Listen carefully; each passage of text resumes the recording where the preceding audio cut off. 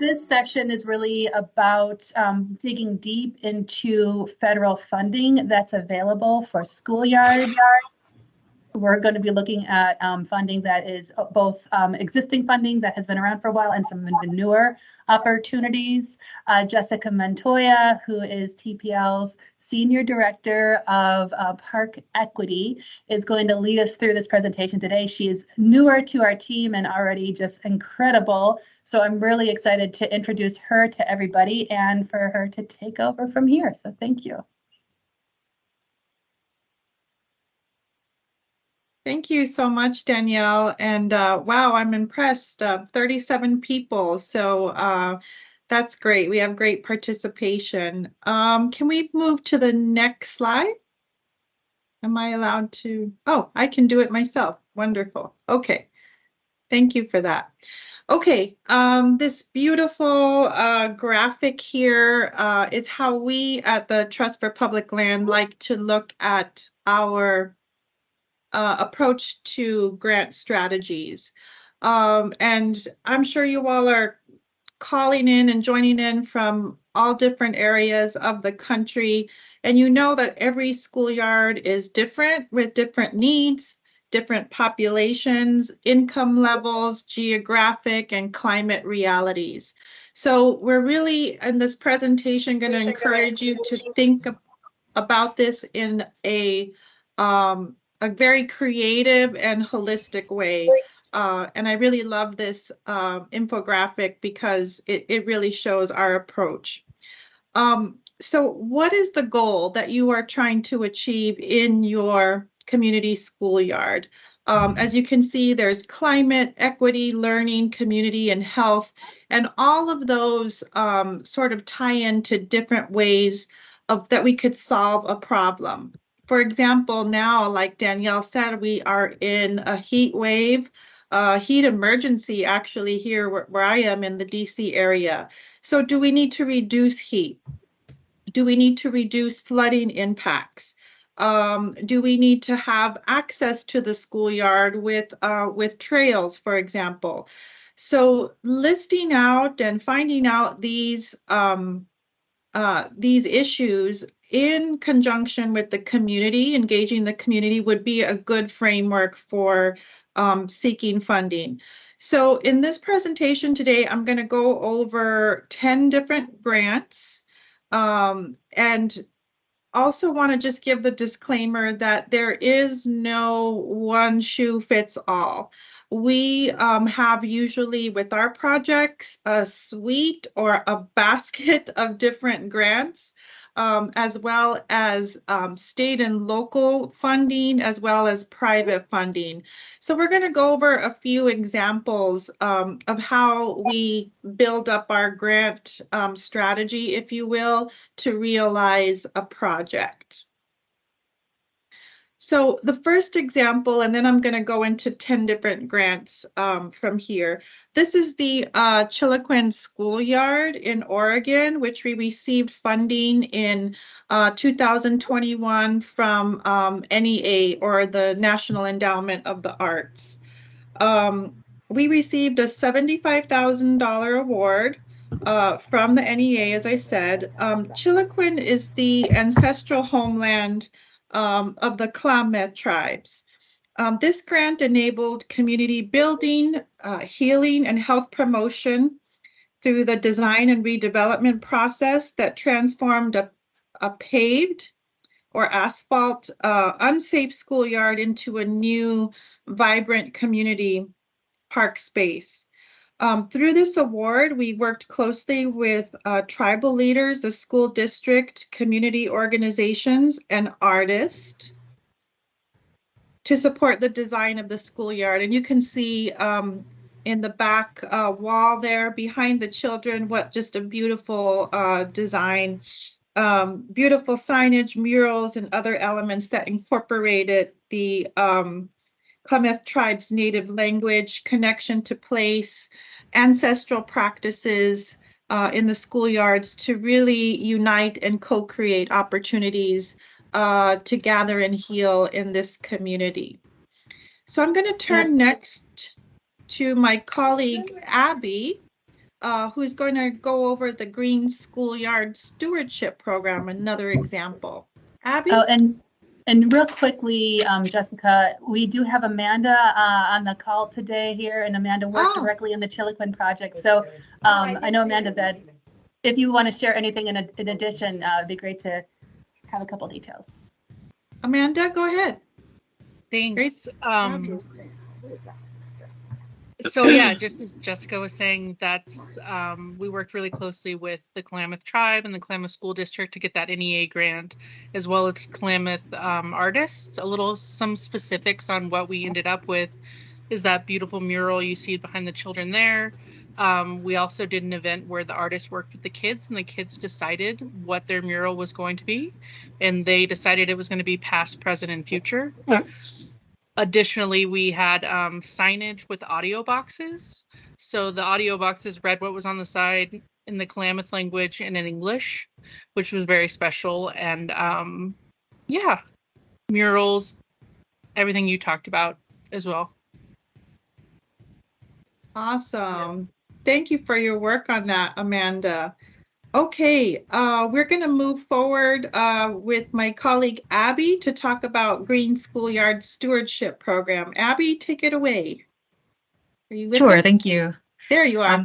Yeah, here I am. Yeah, Teams is a little confusing, but hi everyone. My name is Abby. I'm the Stewardship and Engagement Coordinator for Trust for Public Land in the Philadelphia office. And we received the Environmental Education Grant from the Environmental Protection Agency last summer. It is a 2-year grant in the amount of $100,000 with a 25% match from us. And we applied in the pursuit of advancing stewardship across 5 of our sites. So we have 12 completed schoolyards in Philly with 3 on the way. We decided to partner with 5 for this pilot program. Stewardship is something that we have been trying to increase capacity for, and prior to being awarded the environmental education grant, we didn't quite have the capacity that we do now. So we are partnering with these 5 schools. There's a teacher, at least one teacher at each school, at least one community organization, community partner, really strong advocates for stewarding the space, as well as partners at the School District of Philadelphia, the Water Department, and Fairmount Waterworks, which is a water education organization over here. So yeah, again, it is a 2-year grant. So we just reached our 1 year of having been working on this project, and it's been a lot of learning and a lot of growth for our office so far. And we've also received a lot of support from our colleagues. The environmental education grant was one that the Chattanooga office, TPL's Chattanooga office received. So we have that familiarity. And of course, we have other colleagues working on stewardship as well. So it's been a big effort, and I'm really looking forward to this upcoming school year to see what work we can achieve together. Awesome. Thank you, Abby. Can we move to the next slide? Thank you. All right. This beautiful picture in the snow. Oh, I love these ski suits that kids are wearing and their hats. This is Huntington Community Forest in Vermont. And in 2021, Trust for Public Land and the town of Huntington partnered to create and protect 245-acre Huntington Community Forest. This property is located immediately adjacent to the Brewster Pierce Memorial School. And among other benefits, it offers students an outdoor classroom to learn, play, and connect with nature. And as we can see in all different seasons of the year. Brewster Pierce Memorial School is a leader in Vermont in outdoor education, and it's one of the first schools in the state where all students are given the opportunity to go outside in nature during the school day. We love that. This project received a $385,000 grant from the Community Forest Program. I'm going to go into some details about that grant very soon. It was also notably the first municipal land acquisition to benefit from the Vermont Clean Water State Revolving Fund Interim Financing Program, which also provided $309,000 to protect natural infrastructure, the wetlands, riparian areas, and headwater streams that directly benefit water quality and flood resiliency in the Winooski Basin, and Lake Champlain. So I will turn over next to Danielle for the next slide. Thank you, Jessica. So just a heads up that TPL has also applied to the U.S. Forest Service for the Schoolyard Forest Program in the amount of $50 million. This would be a re-grant program in which we partnered with a number of organizations, Green Schools National Network, U.S. Green Building Council, and many others to amplify the importance of having forested schoolyards with dense tree canopy and opportunities for learning and things that we all know in this coalition. As part of that, we are hoping, if successful, it will be a re-granting program. So we would definitely disseminate opportunities through this network and other networks to just really put a lot of additional momentum behind this practice. So we will keep you posted on anything that comes out of this, but just to let you know that I think our organization and many others are looking to bring in and redistribute dollars to make this kind of work that we're all working on possible at a very large scale. So more to come, hopefully. Mm-hmm. Awesome. Thanks, Danielle. Okay, so we're going to get into some of the details here.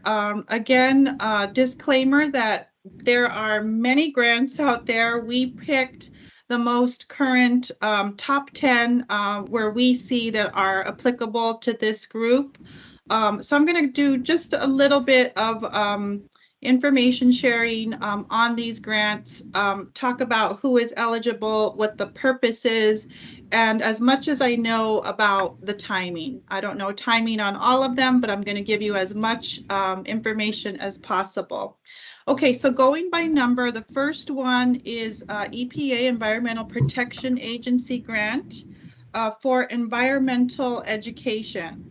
Any local education agency, college, university, state education, or environmental agency or nonprofits can apply for this grant. And the purpose is to support environmental education projects that promote environmental awareness and stewardship and help provide people with the skills to take responsible actions to protect the environment. The grant provides financial support for projects that design, demonstrate, or disseminate environmental education practices, methods, or techniques. And again, you see that FY23 funding, $9.5 million. These grants are usually given out on a 2-year cycle. We are watching out. The last series of grants was in 2021. Let me take a step back. And in 2021, they gave out 2 fiscal years right away in that year. So we're watching out for the 2023 grants for this year. All right, number 2, also from the EPA, we have the Environmental and Climate Justice Block Grants. And yes, it's $2 billion from the Inflation Reduction Act, which was passed last year, a priority and legislation of President Joe Biden. Okay, a little about these grants. Who is eligible? CBOs, community-based nonprofit organizations are eligible. Partnerships of CBOs, partnership between a CBO and a tribe, a local government, or a higher education institution. The purpose of this fund is for financial and technical assistance to carry out environmental and climate justice activities to benefit underserved communities or overburdened communities, like developing school environmental quality plans, mitigate ongoing air pollution hazards, and improving health and safety for students and staff. Right now, these block grants are on hold, but we do expect for them to be released soon. The EPA asked the community about how to make these applications more friendly and less technical, like, for example, giving a presentation or a site visit instead of those long written grant applications. But we do expect once the agency takes those recommendations that they will issue these grants. I'd also like to tell you that on the EPA's website, there are community presentations on how to apply for these grants. So please check out the website. I can't find the meeting. All right. If we could all mute if you're not speaking, if you could mute, I'm hearing a lot of background. Thank you. Thank you so much. Okay. Still on the EPA, number 3, and I'll pick up the pace a little here because I know it's a lot. Collaborative problem solving grants. Again, CBOs in collaboration with other stakeholders like local businesses and industry, government, even medical service providers and academia are eligible to apply for these. And this grant is to develop solutions that significantly address environmental or public health issues in communities disproportionately burdened by environmental harms. This one. Round 1 was this spring, the round 1 of grants, and we expect the second round to come out next spring. So again, one to watch out for next year. All right, another EPA, number 4, the Environmental Justice Government to Government Grant. So this is eligible, states, local, territorial, and tribal governments are eligible for this grant. It's to support government activities that lead to measurable environmental or public health impacts in communities disproportionately burdened by environmental harms. So this was formerly known as the EPA's State Environmental Justice Cooperative Agreement. It's been renamed to better reflect the spectrum of entities eligible. Again, this is one where you should coordinate with your state environmental agency and see what opportunities there are through this grant. All right, lastly, the last EPA grant that we're going to talk about is the Clean Water State Revolving Fund. This is a federal-state partnership that provides low-cost financing to communities.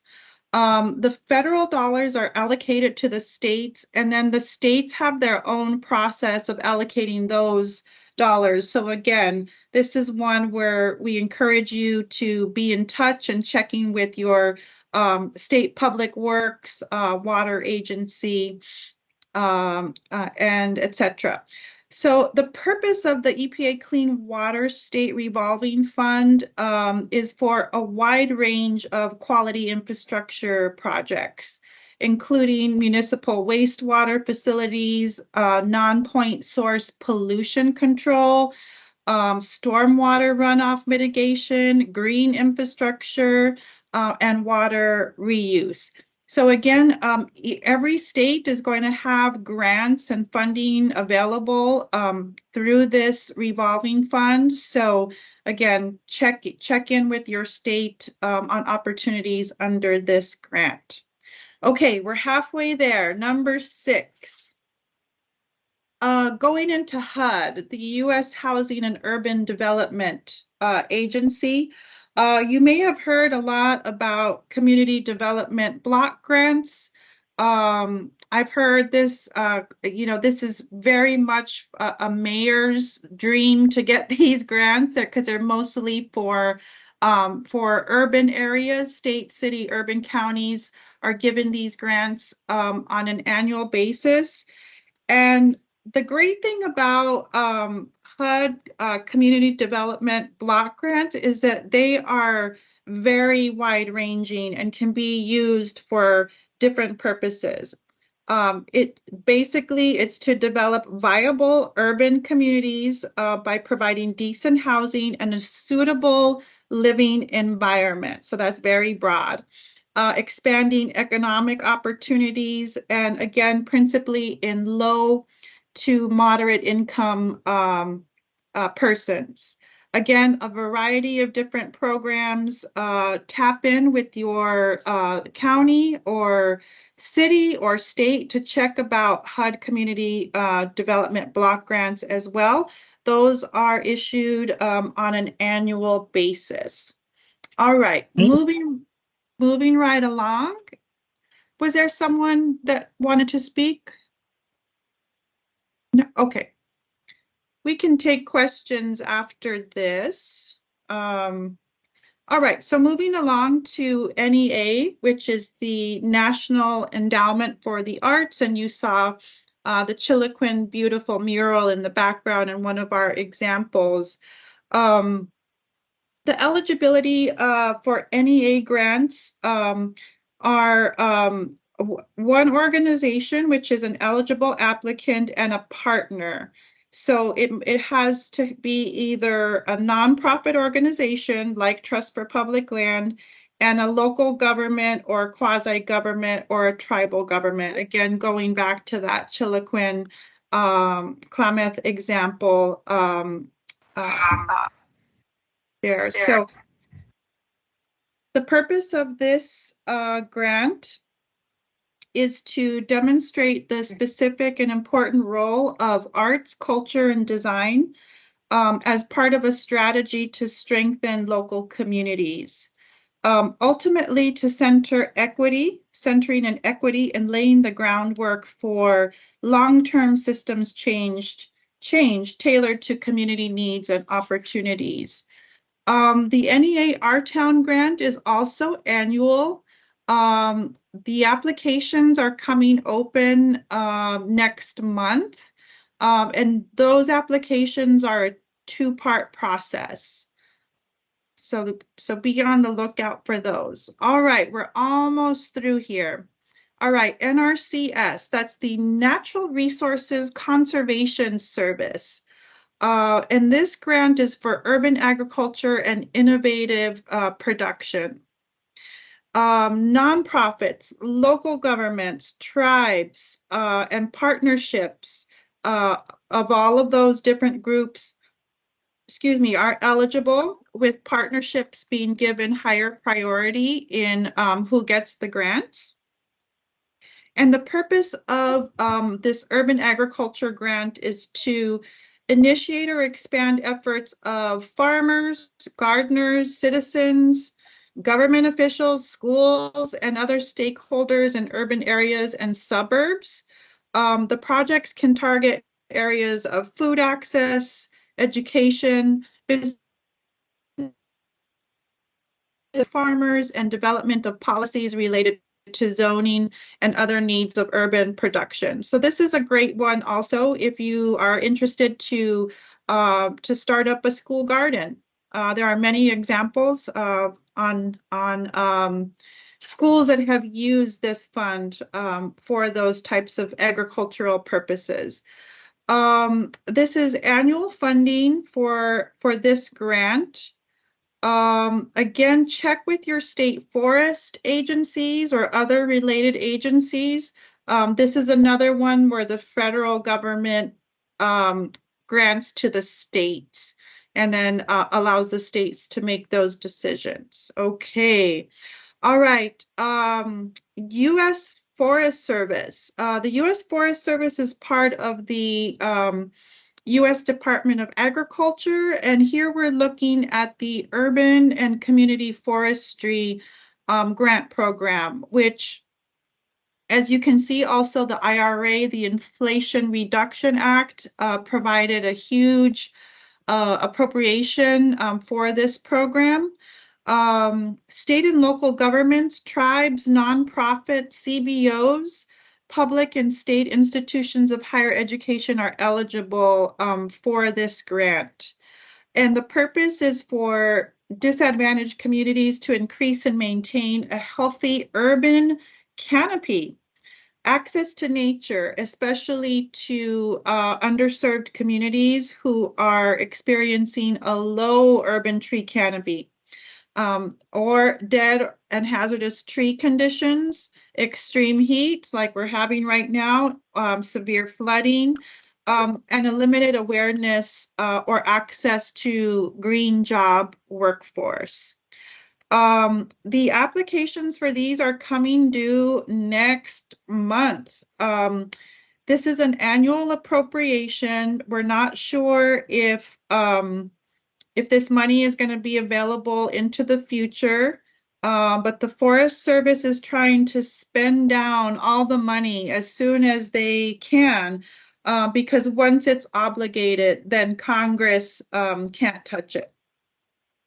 We are also working here at Trust for Public Land.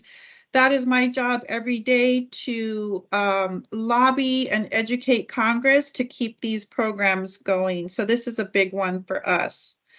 All right, last but not least, community forest and open space, also part of the U.S. Forest Service. We have the, the community forests. This is for ownership or for acquisition of land. And these forests can be owned by local governments, tribal governments, and qualified nonprofits, just like Trust for Public Land. The purpose of this community forest and open space grant is for communities to acquire and conserve forests that provide public access and recreational opportunities, forests that protect vital water supplies and wildlife habitat, and also serve as demonstration sites for private forest landowners' economic benefits from timber and non-timber products. The timing of these is also annual. We expect to get a notice of funding in January 2024 for the next round of these grants. Okay, that was a lot. Next slide. All right, so I just gave you 10 examples of current grants, but there's a huge opportunity right now to support the Living Schoolyards Act, which is in the United States Senate right now. This is really groundbreaking for our community because for the first time, it gives the authority and the appropriation to the Department of Education to grant awards for living schoolyards. This is introduced by my home state senator. I'm from New Mexico originally, Senator Martin Heinrich. He was formerly outdoor educator as part of the AmeriCorps service program. We're asking you to contact your senator, your United States senator, and ask them to join as a co-sponsor of this bill. It would do amazing things, create outdoor classrooms and learning spaces, install canopies, tents, structures, really a wide range of environmental quality, educational benefits for our schoolyards. Let's see here. Just also wanted to notice that this bill, as it's currently drafted, it excludes playgrounds and rec equipment. They really want it to be an outdoor living schoolyard. Okay, next slide. All right, so take action. So how it seems like it seems like just it's such a huge undertaking to follow all these grants, and what do I do? We really encourage you to research the federal, the state, and the local agencies for grant information. Sign up for the webinars, join the listserv so that you get those notice of fundings, or you get the emails inviting you to webinars. Taking action is a good way to kind of feel less stressed and feel more in control. Also, community involvement, creating relationship and partnerships with not only your state and local and federal lawmakers, but there are so many local people like your chambers of commerce, local philanthropists who want to hear about your projects. They share your vision and could be future donors and funders.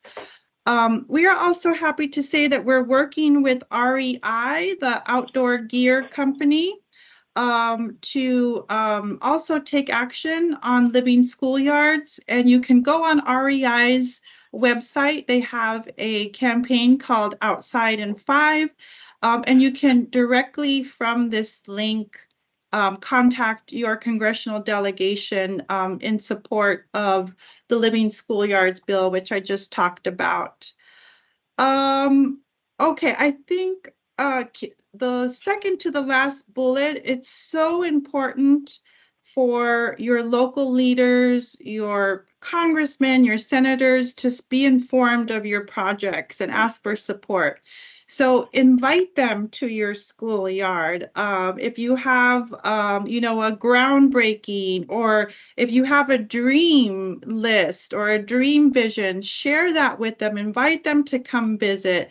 Show up to their town halls and ask for support. They really do. You are the constituent, and you are the reason why they are in office, if they're elected officials anyway. And so they want to hear about your projects. They can even elevate your projects on their newsletter and maybe help to make those connections with the federal and state agencies and be a resource. So I think that's it for this slide. Next slide. I think we're done. Awesome. Okay. So that's it for my presentation. I really want to thank you for listening and taking the time to learn with us today. I know I've learned a lot through this process as well. We, as a team, Danielle, Abby, Amanda, and I, as much as we can, we are open to take your questions. Thank you so much, Jessica. Yeah, you lead the That was a floor. wonderful overview of everything available. Thank you so much for that. Yeah, we will definitely make the materials available after the call, and we're also recording. So that will also be available to you after the call. I'm looking through the chat here, and it seems like, in addition to the audio interruption comment, which, yes, that's a thing with Teams. Wasn't sure how to fix for that. It looks like the city's Connecting Children to Nature Dearborn team has partnered with the city and the district for community development block grant funds. So that's fantastic. Congratulations. If you want to share more about that, we'd love to hear it.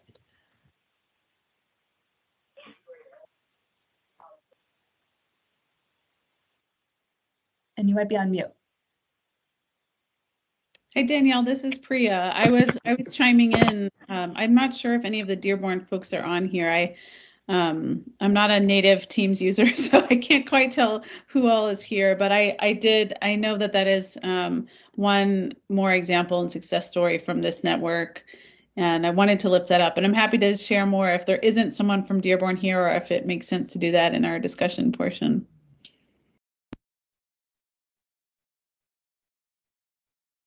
Not hearing anybody yet. Yeah. Michigan in the house. Yeah, but essentially, I see Jenny has her hand up. Okay, yeah. Go ahead. No. The short of it is Mayor Kamud in Dearborn, his team and his cabinet members sat down with. Well, he has some of his mayor's office staff are on the Dearborn Green Schoolyards team and working closely with leaders in the school district. And that was one of the benefits of sitting down and getting all the cross-agency leads together and talking about the shared vision for Green Schoolyards there and the pilot site that they're starting with, Salina Elementary. And one of the key focuses or pieces of their vision is around environmental justice. So I was really happy, Jessica, that some of the examples you were sharing lifted up opportunities to focus on that, the schoolyard transformation work. And it was through their economic development director that they realized that they had some CDBG resources that could promote, transformation of that pilot site. So it's kind of still, in process. It takes months to get all the details worked out, but that's something that's going to be really essential for that first site. Fantastic. Yeah, and the Spark program in Houston has utilized significant amount of community development block grants for their ongoing robust program. So it can be a game changer when your administration prioritizes schoolyards in that way. So always another reason to really keep your mayor and civic leaders engaged in the importance of these and committed to how they move their city's goals forward. Looks like we have a raised hand from Jenny. Go ahead, Jenny. Hi, Jenny Wiedauer here. I'm in Little Rock, Arkansas, working on a Green Schoolyards program. A couple of my fellow team members are also on the call. We have, and hi Priya, we have not yet applied for any federal funding. So we have, a bit of work ahead of us. And you guys presented a nice range of federal opportunities and varying in, I'm sure, detail and depth, but wonder if you can give any guidance about generally what kind of investment of time and effort pulling together a application or request for federal funding. Are there, does it start with like a, indication of interest, or is it a full-fledged application from the get-go, letters of support? Any guidance you can provide would be great. I can jump in on some of this and would invite others to chime in as well. As an overview, federal funding is more complicated on the front end, in the middle, and in reporting. On the front end, yes. And every program has slightly different requirements in terms of whether or not there's an LOI phase or whether or not there's a direct application, what kinds of letters of support you need to secure. There's very clear outlines usually for what they're requiring, but it is something you have to pay very close attention to, I shall say. When it comes to the actual implementation of any project that receives federal funding, you need to pay really close attention to procurement requirements. Federal monies are closely watched over for very good reasons. There needs to be an open process, usually a competitive RFP process for securing your designers, for securing your contractors. Again, it's an open process, public procurement standards, something your school district is probably used to using, but it usually is lifted up to a higher level of diligence because Davis-Bacon is also layered into it, in addition to local prevailing wage provisions. So it's safe to assume you're going to have a higher budget on some of these projects that are funded through federal dollars. There are a couple exceptions, of course, and I think Jessica pointed to the fact that there's an intention to make these simpler, but as they are currently, they are fairly complex. And then on the back end reporting on it is extremely diligent. Tracking every invoice, every application for payment with a lot of diligence and attention to detail with regard to project management and construction administration. So it's very rigorous, especially if it relates to capital improvements. Danielle, this is Priya. Can I chime in with a tidbit for those on the call who are joining from the CCCN Green Schoolyards Network? We know, one of the things that we know is that, there is sometimes limited capacity for cities to take advantage of all of these funding opportunities, especially there's some disparities based on city size as well. Jenny, I'm not sure if one thing we try to do for this network is when there's an opportunity to apply for funding, including one of the examples that Danielle just mentioned with the Forest Service grant funding. The network itself, like we essentially, Children and Nature Network, the National League of Cities, put in a pass-through grant proposal, and that included the cities in the network kind of for pass-through dollars. So please, I hope the Little Rock team, I don't know that the Little Rock team participated in that, but that went out to all of the teams in the network for those who are interested to participate, because in a way we want to try and put our heads together and our resources together so that can be a lighter lift for teams who don't necessarily at this moment have the time to undertake the kind of work that Danielle outlined. So certainly, and likewise, if you're spotting specific funding opportunities and you think that there's a way that, a network approach can be helpful, that's something that we always hope to, a role we hope to play and support with. Great, thanks. Thank you. I see Amanda has her hand up. Yeah, I was just gonna, not to add more work, but with these grants, the USDA grants, like Jessica was saying, in terms of contacting your local legislators and senators, but also reaching out to, so if you're doing the USDA urban forestry grant, reach out to the local USDA urban forestry director. That's been super helpful for us here in Oregon. They may not help directly, but they usually have resources and know of ways to get through the process, maybe easier, less time. It's just been really fruitful for us. Thank you for that.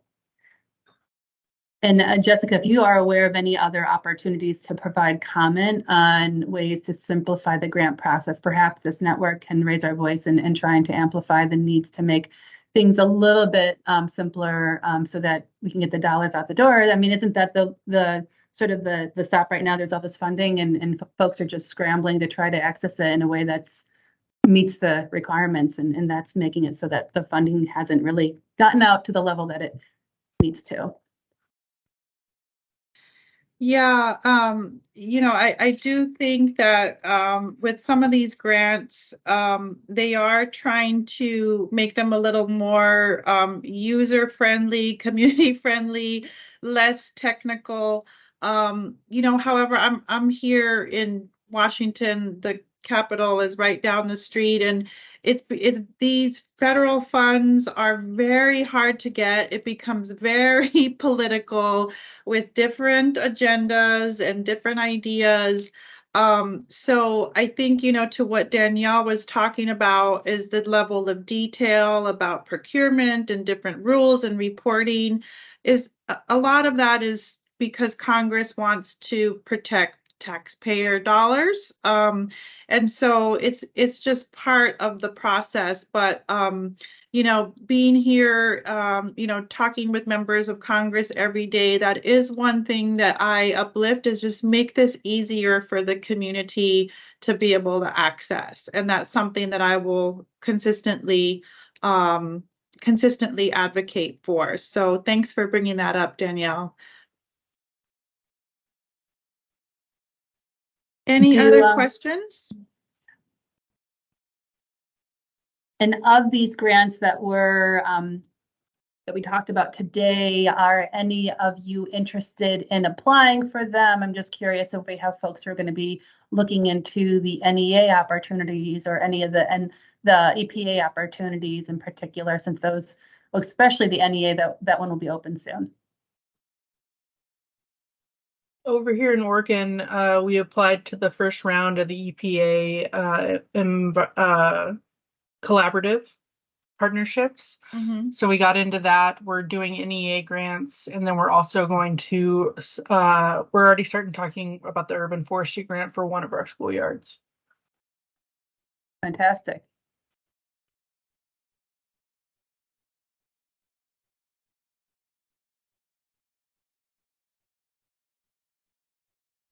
Any other questions? Feel free to pop them in the chat. It looks like Andrew from the Washington team is applying for the new Our Town. Great.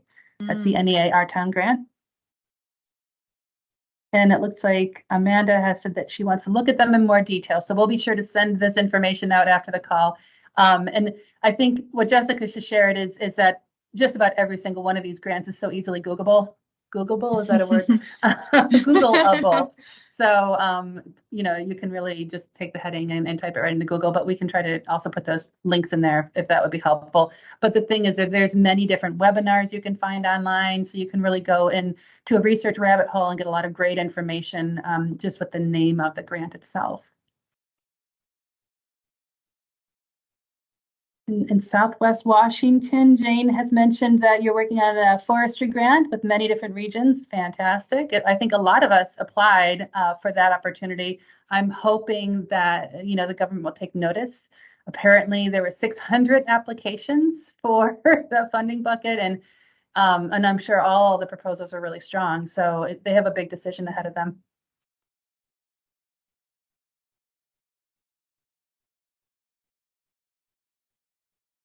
I should also add, I had this in my presentation, but I'm not sure if I spoke to it. But when you do apply for these grants, you can get letters of support from your local community leaders as well as elected officials.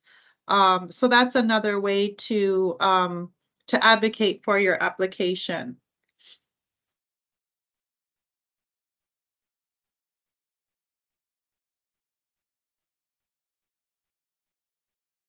Yeah, we want to basically get more dollars into the hands of school districts and partners to create these schoolyards. And through the existing means, I think we're all pointing to the fact that it's a bit of a navigation, kind of complicated. It's not easy, right? The Living Schoolyards Bill is intended to really streamline the funding from the Department of Education to school districts and partners so that it's not as complicated. So schoolyard projects aren't competing with, park projects or, other open space projects, so that, even tree planting in this particular case for Forest Service. So we really, I think this coalition shows and others are showing that there's such a growing need for this.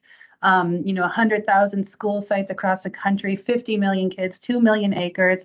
The numbers stack up to need, and there needs to be more opportunities to meet this growing need. So, we're doing everything that we can to amplify that. And I think all the work of this group here, just makes a much stronger case. Every time we talk about schoolyards to anyone at the Senate level, we're talking about the entire coalition and all the great work that you guys are doing too. So thank you so much for doing the great work and continuing to, build the evidence for why this is needed. Along those lines, Danielle, maybe you can talk about our mapping system and drop the link in there, because that's really helpful to make the case for the need for community schoolyards as well. Yeah, I think a lot of folks might know about this, but if you don't, the Community Schoolyards map has, for 500 largest cities and the school districts serving those cities, we have very detailed GIS analysis showing, population statistics, where there's gaps in health outcomes, where there's gaps in learning outcomes, where there's gaps in climate resilience from the perspective of heat and also from flooding. So you can actually get really robust information from this tool and specific to your individual school. If you are a school that's among the 500 largest, encourage you to go there and get more information. And we are in the process of expanding that to every single school in the country. And I know some of you have seen this before, but. Danielle, if we don't have further questions coming in, I would love to take a minute to, I see people pulling out. I know that it's as the time comes, people start drifting away. But first, I want to thank you, Jessica, and both you, Danielle, too, for the wealth of information. It certainly looks like there's a lot of opportunities to tap into and advance this work. For those on the call that don't know me, I'm Brenda Kessler. I'm project manager with the Children in Nature Network, and work very closely with Priya in our Green Schoolyards work. Just wanted to take a minute to acknowledge this space too. Trust for Public Land and Children in Nature Network have been coming together over 2 years in this space, and really happy to be able to bring all of you individuals from different sectors to advance this work. We're seeing a lot of momentum both in the US and quite frankly globally. We just had a global webinar yesterday, and it looks like this work is really advancing across many spaces. And again, thank you for all of those attending, because that's what makes this space valuable, right? The expertise, the peer exchange, the lessons learned that this space provides. Our next call, as you know, we alternate between Trust for Public Land and Children in Nature Network facilitating these calls. Our next call will be September 21st, same time, 3 p.m. Eastern time. So keep an eye out for that invite. We will very likely be talking about district-wide assessment. So really looking into how to gather that information that typically will help inform decisions about site selection and related topics on that. And then finally, I want to share that the Children in Nature Network has launched an initiative called Nature Everywhere. Many of you might have already heard about it at one of our info webinars. Many of you are familiar with what was just mentioned, our partnership with National League of Cities, and this initiative called Cities Connecting Children to Nature, and building off of the successes from DCC. Really excited to launch Nature Everywhere. In very broad terms, Nature Everywhere is a 2-year commitment during which community teams, meaning individuals from different sectors, come together to develop a citywide Nature Everywhere vision, an implementation plan through a systems change approach. So we define, I know it's like, well, what's a community team, right? We define a community as cities, towns, regions, and trusted national and global partners focused on health and well-being of children. So any community in the U.S. is invited to participate. We have our RFA currently open. I'll be dropping some links just in a minute. We have a recording of our first informational webinar that was in maybe a week or two ago, and we have another one coming up on August 10th. So please keep an eye out for that. Apologies for the very, very loud location I am in today, not my typical environment. But yes, I encourage all of you or any of you to share this opportunity with other interested folks in your region. So I think that's it from me, Danielle. Thank you very much. Yeah, thank you, Brenda.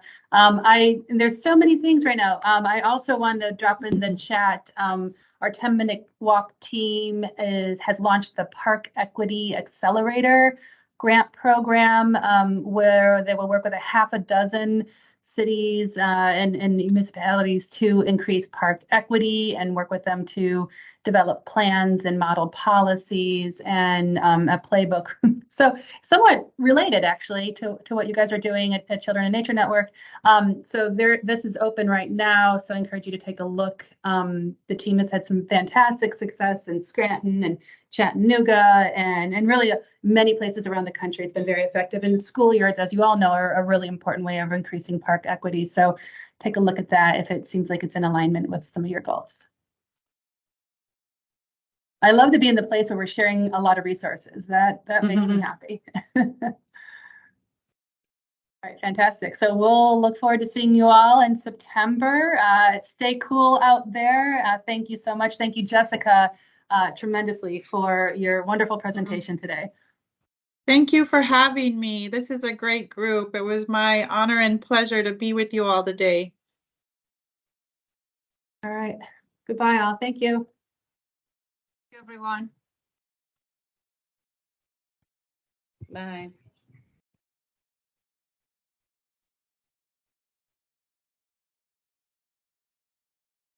It was good. Thanks. Ram, I like your question about climate resilience holistically at schools. We're doing some stuff in that regard. So I'd love to know what you're up to over there. I mean, this young generation need to be exposed to the technology, and now the grants are there under IRA. Just Exactly. apply it. There's incentives, tax credit. Private sector will build it for you, and let the kids learn and whatnot. Just give us the space to do it. And the So green jobs that come with it, right? Exactly, green jobs, Yeah. and then long-term learning. These kids will go home and say, "Why are we cooking on gas range? Because there is pollution, air quality. Why don't we go to induction cooking and have clean range, and it's available at half price by the federal government subsidy? So you can electrify homes, you can electrify schools. All of that is now possible since June of this year when the bill was signed and Republicans and Democrats finally settled down on this federal budget. Otherwise, anything could have been removed. So I'm happy that it happened. Yes, now we need to get the action out there. And I think that's been a little slow going, but I'm so glad to hear that you're working on that. One more thing I want to share with you. Most people do not know at this time that a nonprofit sector can get the same tax credit as a for-profit by building these solar systems. It used to be that you had to have a rich investor who takes all the tax credit, then you can use the benefit of having the facility. Starting in June, anybody, if you have 10 cents or $1, you can raise $9 to pay for the whole equipment and own your own power system for next 30 years. That never happened. It now can be done. It can be done. I love that. So capital is there. Money is not. So it's the intent to do it needs to be there. Yeah. All right. I could talk for hours, so I'm just going to get off and let you guys do the rest.